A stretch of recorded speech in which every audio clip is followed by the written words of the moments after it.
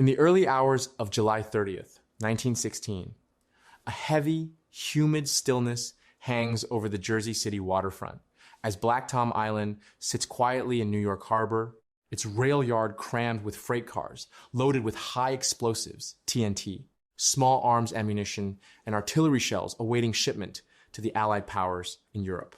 Lantern light flickers against stacks of wooden crates stamped munitions, and the air smells faintly of oil, salt water, and hot metal. A few night watchmen patrol lazily between the cars, their boots crunching gravel, while tugboats drift in the darkness and the distant skyline of Manhattan glows dimly across the water.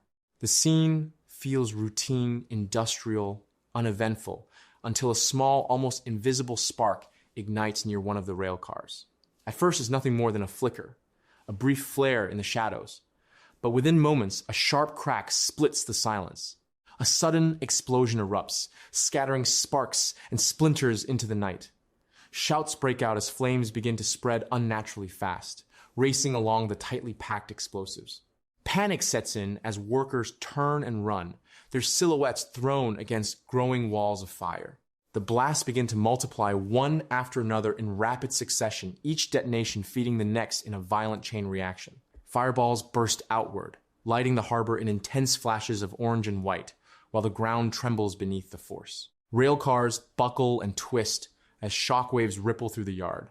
Then, at approximately 2:08 a.m., everything erupts at once. A colossal explosion engulfs Black Tom Island in a blinding flash so bright it turns night into day. The shockwave slams outward across the harbor like a physical force, lifting debris into the sky, steel fragments, flaming timber, and entire rail cars hurled violently into the air before crashing back down in a rain of fire.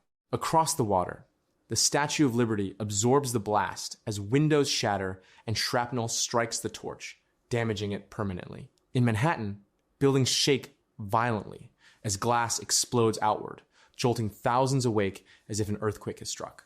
The sound is deafening, a rolling thunder that seems to tear through the night before, fading into a stunned, ringing silence. In the aftermath, flames consume the island, thick black smoke rising into the early dawn sky, and the harbor, once calm, now burns like a battlefield, marking one of the most destructive acts of sabotage on American soil before the United States even entered World War I.